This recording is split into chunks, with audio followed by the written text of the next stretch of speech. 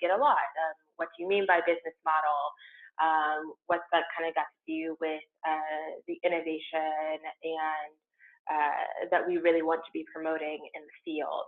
And so we're going to use this time together to really unpack that, what we mean by that, by business innovation. We're going to go through kind of our methodology for how we do that, and a case study that kind of brings it from all the terms and the steps into a real world context. Because as designers, we always say we like to bring the whiteboard to the real world. Started. At the Business Innovation Factory, we help leaders design, test, and scale next practices and new business models, all under the heading or theme of making transformational change safer and easier to manage. Transformation can often seem kind of daunting, maybe not for this crowd, because you're often at the forefront of making change, and sometimes a lot of folks lean into it. But we really are trying to smooth out that process of innovation, of creating new models. So what you see, or rather before that, I guess we can go a little bit more into who we are and our backgrounds and what brought us to this work. Ellie, you want to start with that? Sure. So I'm Ellie, Chief Market Maker here at BIS.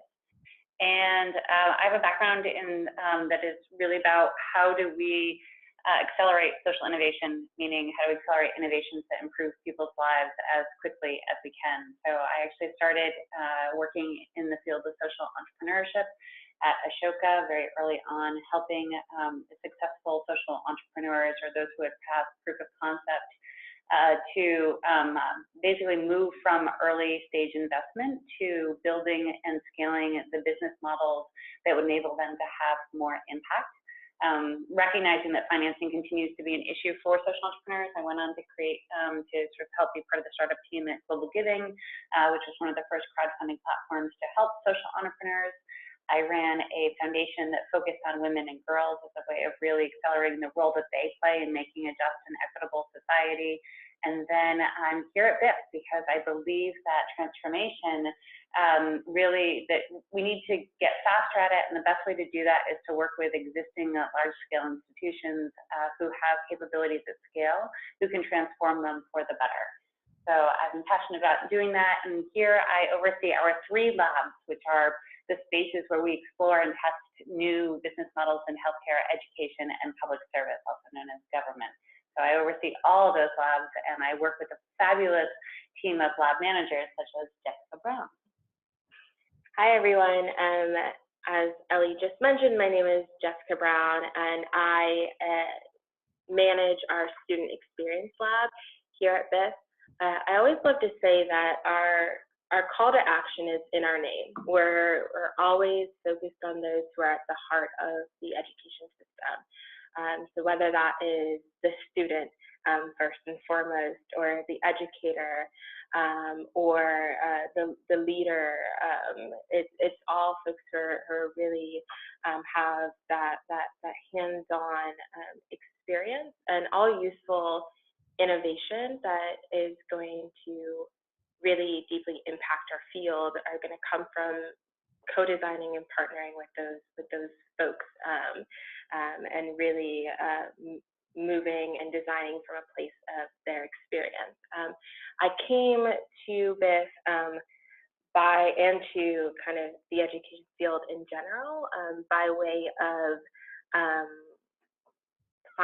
founding an organization that focused on first-generation college students, and how folks are successful through school rather than just kind of getting into the door, and what kind of changes colleges and institutions needed to make in their cultures or in their practices to best support first-gen students. I am a first-gen, or was a first-gen throughout school, and it was something that kind of came out of my own college experience and really really wanting to change the outcomes and experiences for other folks who institutions weren't built for. And so this also kind of falls in that space of bringing together the disruptors, bringing together the innovators, and really pushing for institutional change. So it's a very natural transition from being someone who is in that space to now supporting others who are entering into a space of new model creation. So moving from who we are to what you're seeing as our hierarchy, it kind of just goes through both of our stories. We're moving through capabilities or the things that really make up models, or people, or processes, or technologies, into how do we reimagine and reconfigure them into different sorts of practices, different cultures, different environments, different experiences. How do those then become and catalyze new models? And then at the very top, how does that completely change our social system? So at the high level, that's kind of our theory of action and what we're hoping to produce and catalyze in our field. Moving on, as I said, we know our audience here. We're talking to a group of folks who are the disruptors, who are used to living in that space of outside of their comfort zone and making magic and change within education, and really seeking transformation. And we come at it from the mindset that if transformation is the goal, we are going to need a whole slew of new approaches and new models to enter our field, again, to get to that full space of systems transformation. And so we wanted to kind of start this off by posing a couple of questions, like as you are in this space of transformation, as you're shifting your own business models, which is we like to describe as the story of how you're creating, delivering, and capturing value. As you're shifting them, how are you bringing folks into that journey with you in your organization, outside of your organization? What does that model look like? How does it fit in or disrupt the overall ecosystem? And how are we creating the conditions, as Ellie was mentioning earlier, for those innovative practices or models to scale?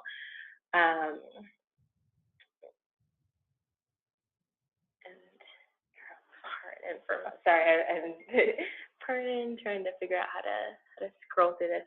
And a really key part that I like to highlight on this on the definition of business modernization is that we're often working in parallel to the system that already exists. It's part of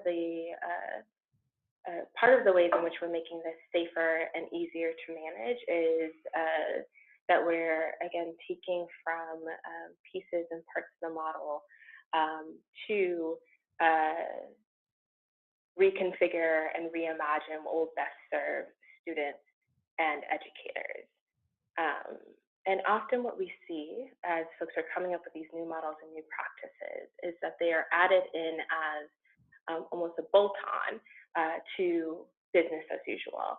And we are really in the business of trying to make those new practices and models core, and to feed them in something that's sustainable and that is effective. And we're going to dive into that more a little bit later as we move into kind of that case study that I mentioned earlier that's going to take everybody through different pieces of our methodology. So we believe that innovation is happening at the intersection of what is desirable, what is feasible, and what's viable.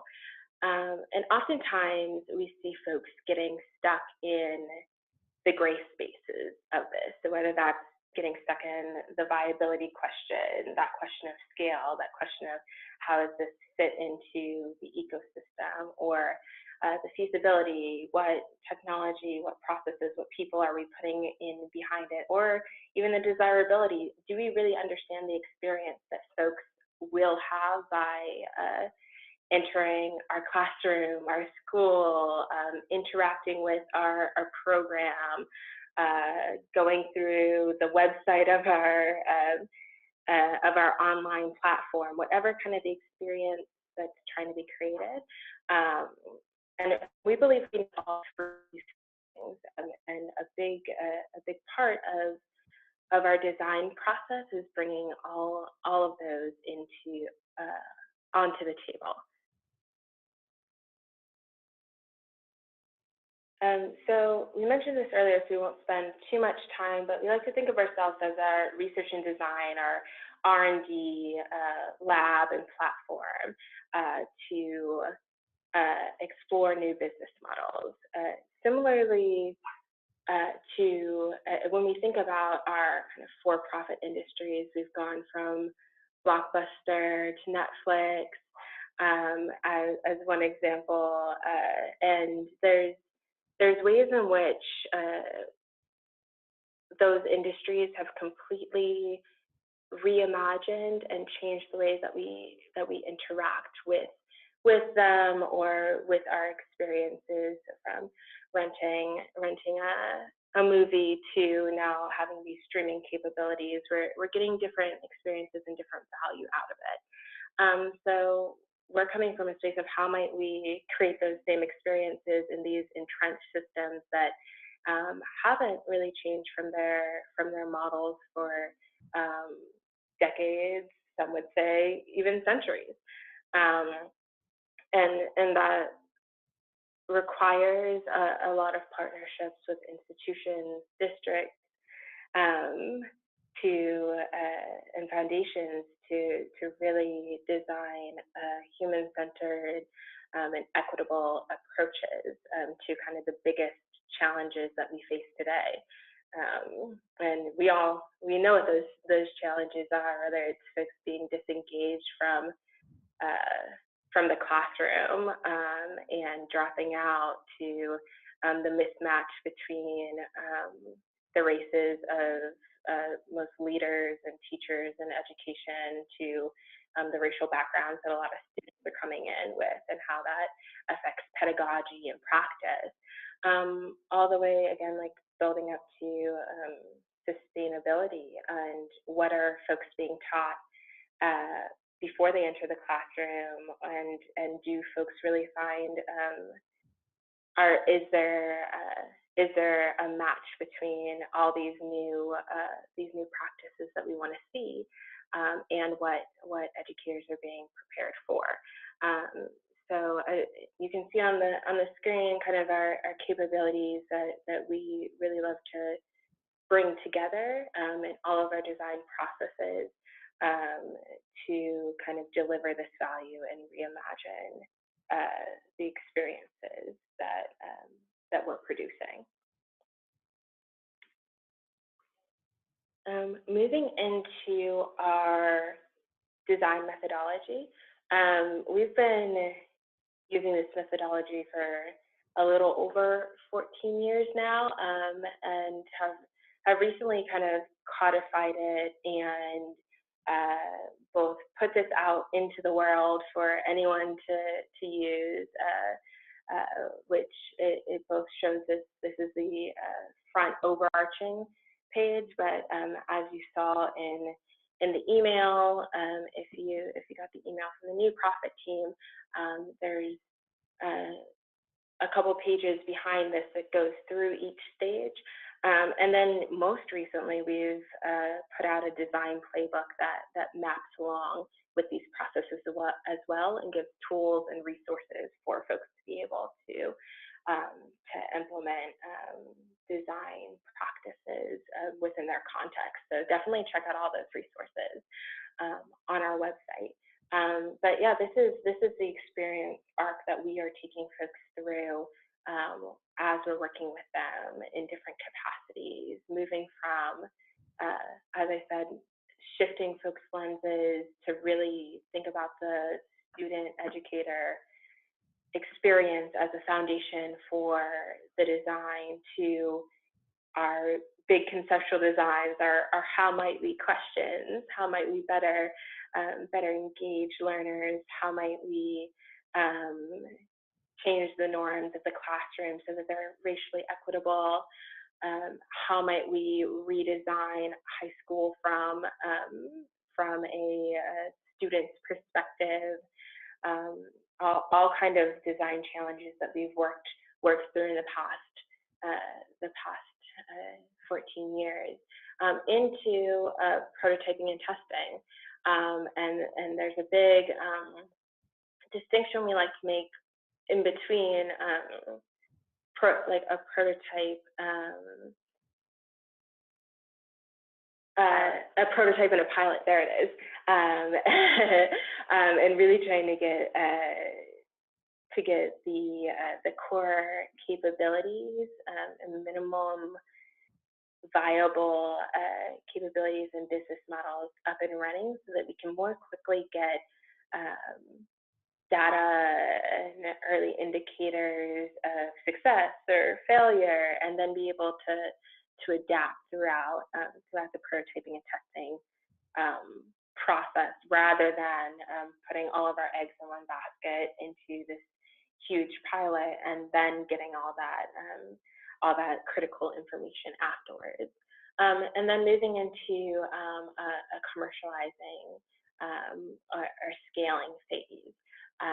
So again, like, how might we seed this in a sustainable model, considering the financial constraints, the landscape constraints,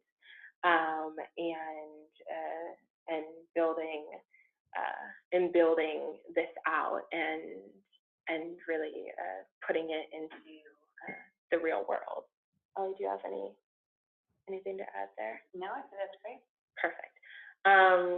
So just there's a lot of terms on this slide. So the next slide is just unpacking some of them. I don't really want to kind of read each one aloud, but I'll maybe highlight some key things, especially that we're going to be highlighting later. The first is the job to be done, and again, that comes from that same mindset of, are we working from the perspective of the group that we're trying to serve? And I love the example of your phone, and a lot of us now have smartphones in this day and age. So you can ask what's the job to be done of your smartphone, and you might receive answers like to make calls back and forth, to message loved ones. When I asked some folks in my office what the job to be done of their smartphone was, some folks had even deeper or more nuanced reasons. It facilitates my long distance relationship with my significant other that's in another country, or a favorite one that, well, maybe not favorite, but one that I saw was, it acts as a babysitter for my kids sometimes when I need them to be focused or distracted by something. So a lot of times our job to be done goes under a layer of what might seem obvious or expected, and really gets to more of those experiential aspects. We're going to be talking a little bit about the value proposition, which we just see as the promise that organizations can deliver, often based on that job to be done. And I've already kind of mentioned capabilities and linchpin capabilities that represent how we implement, or how we get the job to be done. The job to be done. How we really mobilize around some of the things that are needed and that we have promised to our students and to our educators. So we're now going to transition. Ellie's going to take the wheel a little bit to a case study based on some work that we've done that's going to more deeply take you through what all those phases of the methodology look like in practice. Oh, thanks, Jess. So this is a case study for the Bucket Institute of Education, which is a great organization that is really trying to evangelize and make accessible project-based learning as a new tool for changing learning outcomes. It is based on a significant amount of evidence and has proven to be really something that can be customizable and engaging for very diverse students. So they have a fantastic conference that they host every year, and what they wanted to do is really sort of how do we leverage teachers' excitement in project-based learning in order to and also deepen their understanding of how it works. And so the original notion was this idea of actually putting together a digital solution. We wanted to and it wasn't necessarily our idea. It was more of how can we make it more accessible to folks? Ergo, it should probably be something that is more available, more accessible any time of day outside of the conference or outside of individual trainings. And so the go-to answer there is digital. But we spent the time anyways to really make sure that we understood what was the job that people actually needed done to kind of reinforce this notion of what is the job to be done. I think there were two areas here, and the first was in terms of what teachers needed, and we focused specifically on teachers here because it was about what was accessible to them. And I just want to sort of take a quick tangent and differentiate between customers and stakeholders, which is an issue that comes up often. Sometimes you ask organizations who are your customers, they'll say, well, I have a lot of customers. I have students, I have teachers, I have principals, I have district leaders, et cetera. And one of the things that we really try and focus people in on is the difference between customers and stakeholders. And stakeholders are really important when it comes to the conceptual design of a model, meaning who's going to be involved in delivering value. And that's sort of who's going to be part of your value chain. And when you organize folks into a value chain, you still need to figure out what is their motivation and how can you deliver value to them. But it's not the same thing as when you're doing the human-centered research at the beginning to understand the needs of your customers. So invariably, we hone in on one specific set of customers. And then focus everybody else in terms of that would be part of stakeholders or the ecosystem. We put them into the value chain work, and we really work in their motivations when we do the conceptual design. So here we focused on teachers because they're the ones who are using the service, and who are using project-based learning in the classroom. And there are a couple of things that we uncovered. The first was that we needed to find a way to keep them motivated in project-based learning. We needed to find a way to sort of continue their excitement in a way that wasn't cyclical, because so much of what they had been delivering was based on a conference. And so how do we actually keep them motivated throughout the course of the year? And the second piece of it was actually how do we enable them to produce high quality work through improved understanding of PBL, meaning how do we help them get better as professionals and in the classrooms, which were really important to them. So that was those are the two jobs that they needed done as it related to project-based learning, and our job then became, how do we create an experience that delivers that? But as part of the shift phase, we put together some fun some fun examples of customers to really help you understand who they are, give you a snapshot of their life and a snapshot of their behaviors. So this is goes to echo that first, or the second insight that I shared with you, which was teachers are unsure if their project efforts are authentically high quality PBL or project-based learning, meaning they can do project-based learning, but does it mean they're actually is that making them a better teacher? Does that mean that they are delivering better outcomes?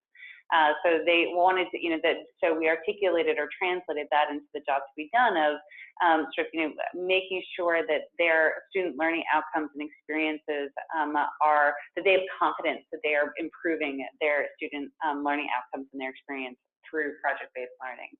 So we gave, an example of, one of the folks that we had interviewed, and sort of, what were some of the things that they were, they were motivated by, some of the influences, the context in which they were working, and the concerns that they had, to kind of really get a sense of who this person is, and and what it is that they are trying to do, and also, again, the context in which they're trying to do it. So from there, we put together a conceptual design, and this is sort of where we did need a digital approach, but there's something important that I'll come actually to in the next slide, which goes to the point that Jess was making early on, which is that we couldn't just treat digital as a bolt-on to the existing business model. We had to really think about how it was going to be part of it. And so usually the stepping stone or the bridge from our user research into the conceptual design is a sense of design principles, which are kind of, prescriptive statements about what the experience needs to do. So for example, we really needed to engender clarity about the process through consistency. We needed to guide teachers through the methodology so that they always understood where they were in the process, and they had a good understanding of what was going to happen next, so that they could really understand the experience. We needed to enable them to be able to adapt materials and collaborate with others, because sometimes it wasn't just about creating their own new project. It was actually about taking an existing project that they knew, an existing project-based learning experience that another teacher had created that they could adapt and replicate because they knew that it was considered high quality. We needed to encourage that kind of information sharing and have it be intuitive and accessible, because we know that teachers have a wealth of resources that are available to them. And one of the sort of key challenges that we're constantly facing in education is, how do we reduce the hunt for high quality resources? So we need to make this accessible, but also sort of encourage the collaboration piece, because they also really wanted to be collaborative. This is sort of what led into kind of this high level conceptual design. Which is this is the conceptual design of the new experience, and this is sort of where we really focus on how are we going to treat the digital as an integral part of the experience and not a separate thing to what BIE did. And so you can sort of see, when we think about experience design, not all follow this particular sort of cycle or arc, but they generally are divided into a couple of different pieces of the experience. One, how do people find out about the experience? Then how do they enter into the experience? What are they doing when they're in the heart of the experience? Meaning, how are they engaging in it? What are they accessing, doing? What's the sort of sequence of that? How do they exit out of it? But more importantly, how do they extend their experience so that they continue to come back? We want to sort of create, I think most business models are geared at creating experiences where people come back in. So I won't go through sort of like all of the pieces that are on this slide, but this was really sort of the great sort of summation of where, of how this is happening, and also sort of the cycle that we wanted to keep people coming back, recognizing, that we would move from learning to teaching and back into learning, and that's a constant cycle that teachers go through in terms of being, this, quote unquote, lifelong learners, and, sort of also being teachers, and so kind of enabling them to go through and cycle through that process. From conceptual design, we then think about what are the core capabilities that we're going to need. And this is sort of, I'm actually going to fast forward for a second, because I think this sort of is, this is sort of the capabilities that we were going to need to have in order to be able to effectively, deliver on that experience. And so, capabilities are really critical to understanding how a model is going to deliver value. But they're as simply defined as the ability to do something. So they're critical and simple, and yet really sometimes very difficult to articulate. And particularly when it comes down to narrowing it down to what are your linchpin capabilities in one form or another. And then, so, these were the sort of 5 capabilities, and you'll notice that there's a difference between core, which tend to be more market-facing, and supporting, which tend to be the infrastructure that enables all of that to happen. And then of course those come together in an operating model, right? You need to show what are the connections between capabilities. And this is again sort of where this process is really useful and different from just identifying a need in the market and creating a new program to deliver it. I know sometimes so often these programs are sort of considered, oh, I'm the stepchild of or the stepsister of, because they're not integral. And so this process of actually, when you identify a need and identify the capabilities, really take the time to align how they fit into the organization so that they're core and not that bolt-on is an incredibly important part. And creating visual images to help, really reinforce what are the relationships between capabilities and how they work. So then this is sort of where it comes down to how do we actually prototype and test this? And the core pieces we're identifying, getting some user testing on sort of like the individual parts. But the most sort of like important piece was actually sort of thinking about to sort of test the entire model in its sort of like in its whole, but in a way that would also enable sort of the organization to be kind of moving forward quickly on a couple of these, core pieces that are identified here on this slide. So this notion that we didn't want to build the whole thing because it would be significantly expensive to do that without knowing whether or not it was going to really work. So we wanted to focus in on how would we actually deliver sort of think about it as a next practice lab. Meaning, how do we begin to explore these next practices and test the next practices that would become new capabilities that could then fit into the entire new model. And then that way we weren't, again, sort of, investing a significant amount of money in the entire build of a new experience that we didn't know was going to work, but we also weren't waiting to test it in a way that would have been sort of moving too slow for what the market was demanding, and we would get behind that ball. So it became a practice of like, what are the next practices that we want to test now, prioritize them, and build, prototype them, test them, and then build them so that they can get into the market. And then we can, and to some extent, increment our way to that type of transformational change. I think Jess was sort of talking about how important transformation is, and we think it's really important to differentiate it from incremental change, meaning sort of incremental is based on where you've been and sort of making that sort of small scale progress in order to help you get there. Transformation is really much more future facing and is coming from a different place. But once you've landed on what our methodology has found is that once you've landed on what that transformational piece is, you can then sort of increment your way to it through these next practices.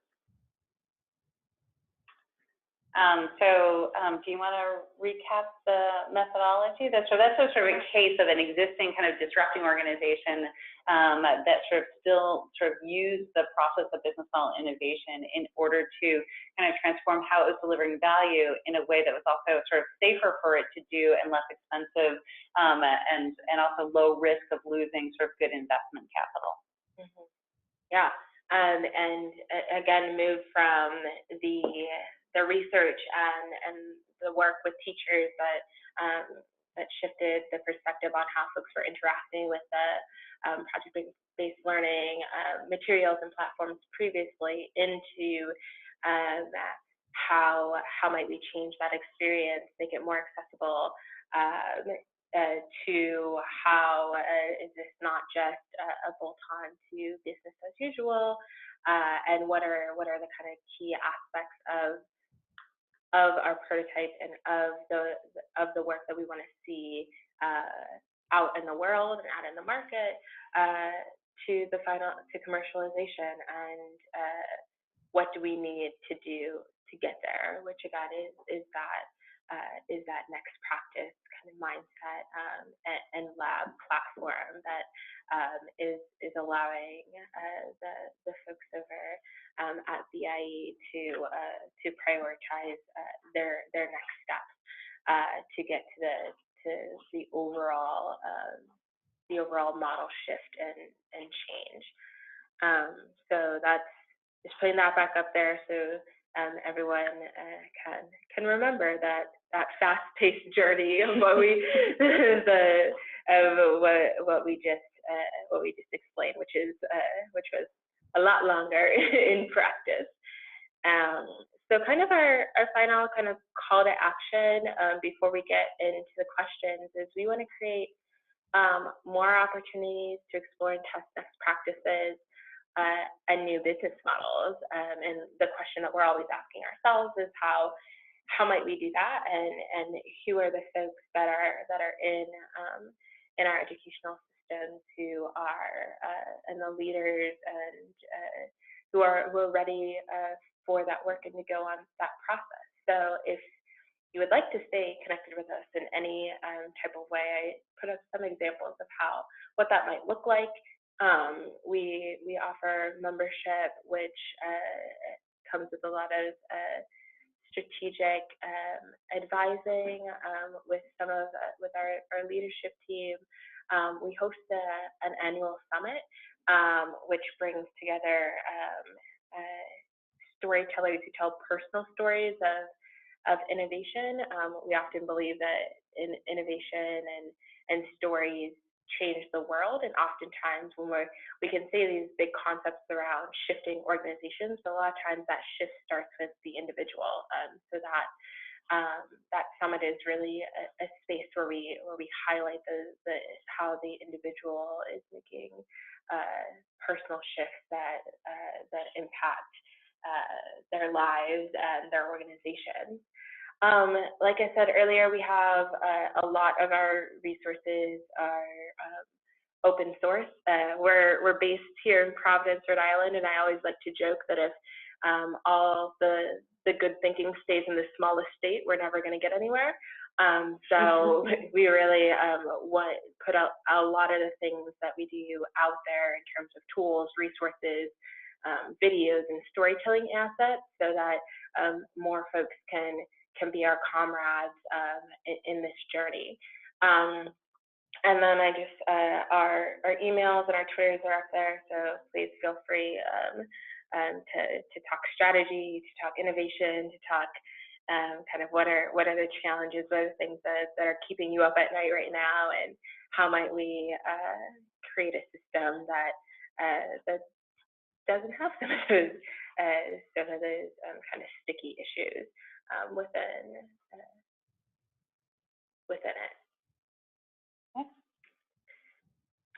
So I know that Delano was going to hop back on to help us with this process. I saw some of the flashes as we were presenting, so hopefully that means some questions are coming through. Yeah, great.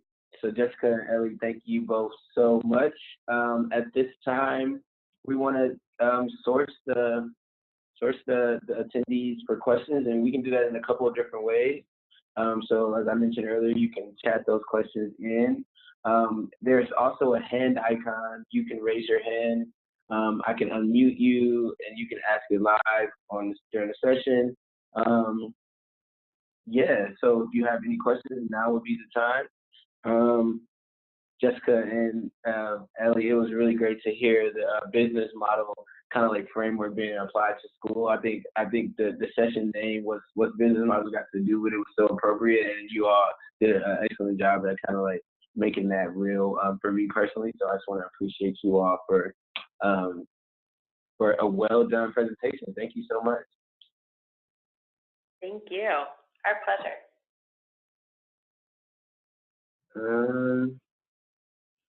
So of course, I know a question came through earlier, and it was someone who was asking about a little bit of a deeper approach to what low fidelity prototypes were and what that looks like. I know there was a slide earlier that had the definition. I'm not sure if that did it for you, Alexandra, but wanted to honor that question because I did see that come through. Happy to explain it a little bit further too. And I think that there are a couple of things that are kind of really important.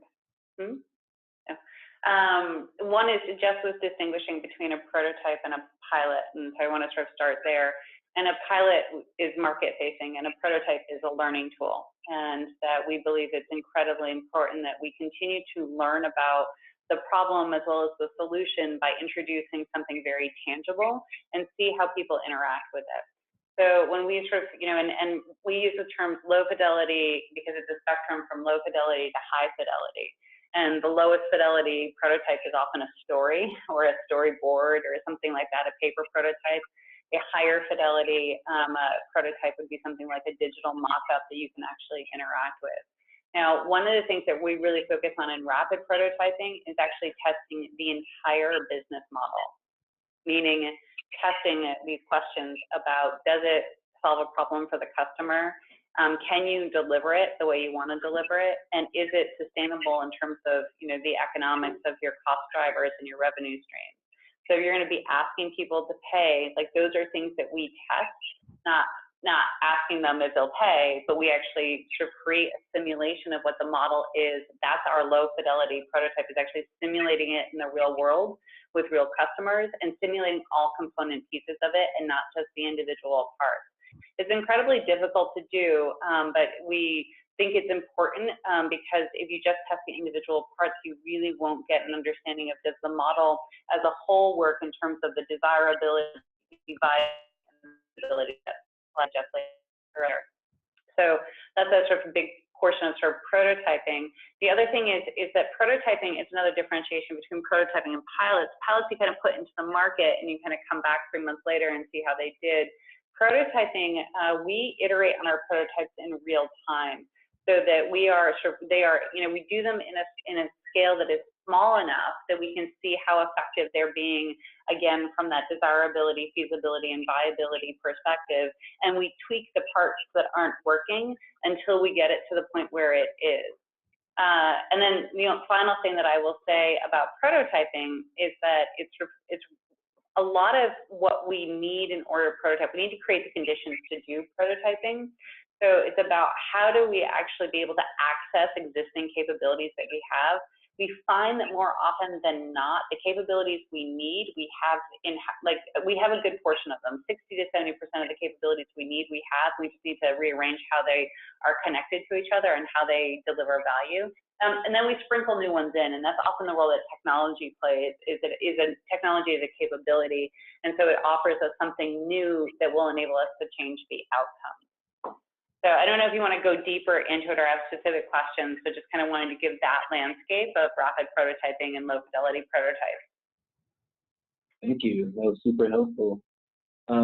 Cool. So another question that came through had to do with student voice and how that would be incorporated into the methodology. And so I know in the case study that you all shared, it was really centered around teachers. So was student voice a part of that? And if not, what does it look like to have student voice involved in the process? Yeah, absolutely. A lot of kind of our studios and research methods come from this place of being participatory, and we go through a lot of participatory design processes, which can both be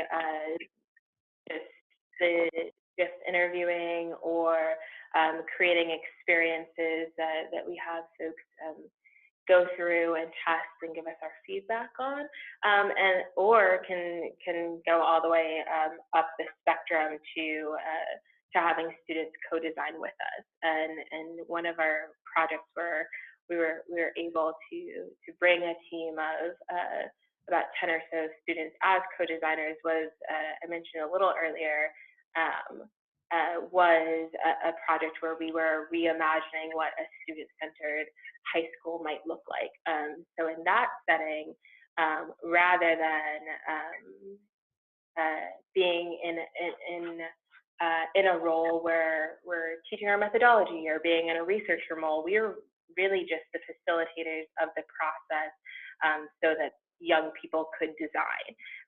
So giving them kind of tools and resources, the time and space to be able to think through all the big questions of what school should look like all the way to, we always say, a lot of times you can't imagine things that you've never seen. So as we're working with this group of students from Providence, most of them coming from the Providence School District, which is a urban school district, mostly Black and brown school district, and really showing either through field trips or through bringing other folks in, like what schools in different contexts look like. So they're not just imagining from the possibilities of what they've seen, but what else is out there, and what other things that they want to take from those different models that they're seeing, and put them into their ideal school model. And then just another important thing to note about that project is it wasn't just to get some like great blue sky thinking and have a cute slide deck at the end of it that showed like, hey, look, students imagined what this design could look like. The students went through a lot of processes of community critiques, and we're in conversations with the Commissioner of Education and teachers, and while they were leading the design process, they got a lot of feedback from everybody else engaged, and because of that process and the way the project was scaffolded, that resulted in two high schools being opened here in Providence that really follow the designs that the students put in on those design teams, and then to this day still have a really strong culture of student-centeredness and student engagement and involvement in everything from hiring to rethinking discipline policies, and continuing that spirit of redesign and that culture of design. So it wasn't just the design team, the initial design team that got that, but every student who walks through those halls will have that experience of feeling like they own a piece of their school and the education that they're going to be receiving. Actually part of the students, when they designed across a number of different dimensions, governance being one of them, so that student voice and that student agency and student centeredness would always be part of the governance structure, which is sort of another way to make it sustainable. Great, thank you. That sounds really cool. So at Reimagine Learning, we definitely think student voice is like a core part to like everything that we do. So it's always exciting to hear some of the work that other organizations are doing to ensure that is an essential piece of what they do. In that same vein, I think something that's like buzzing, and I've been coming across it a lot, and I think it's really important work, is like the whole DEI and that infusing diversity, equity, and inclusion into the work that we do. So I was wondering if you all have like any intentionality that you put behind that in the work, or is it something that, or I guess I'll leave the question there and see if you all have a response for that. Yeah.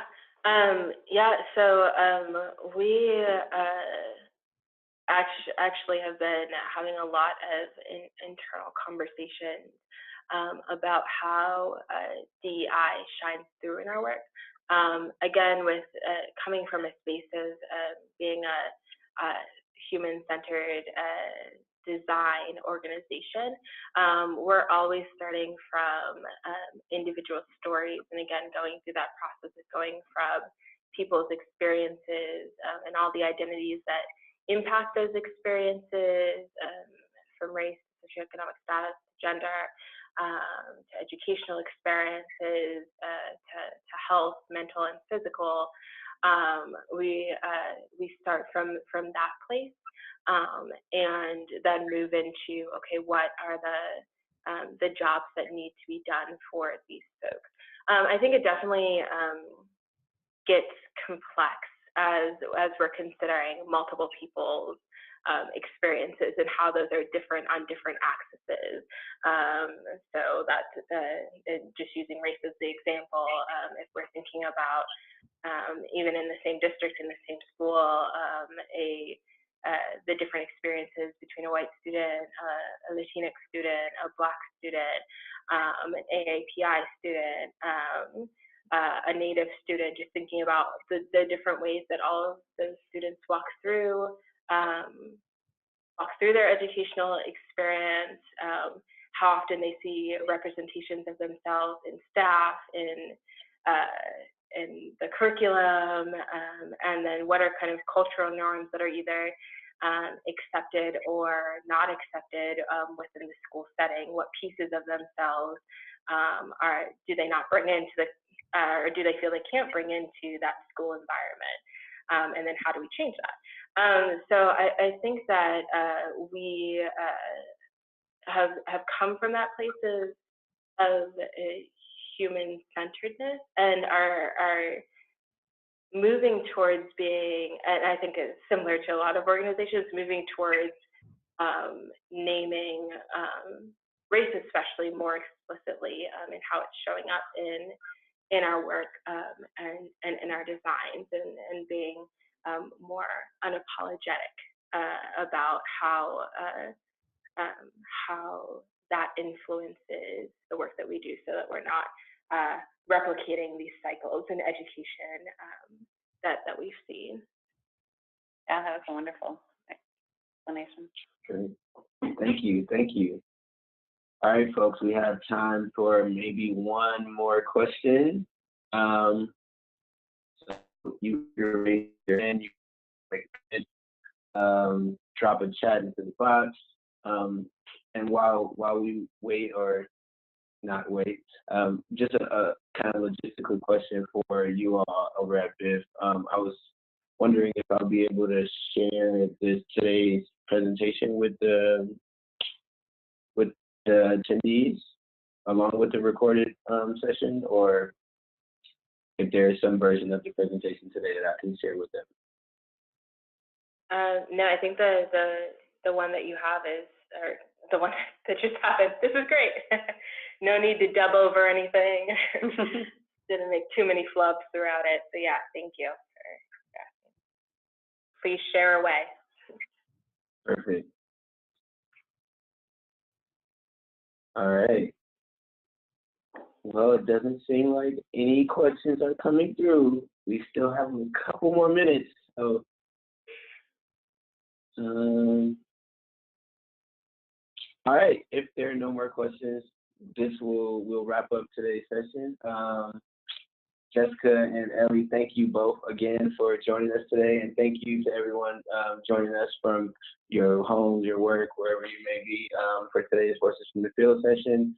Stay tuned for the announcement of our next session, and really appreciate you all joining us.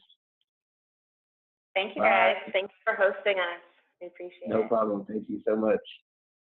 Bye-bye. Bye.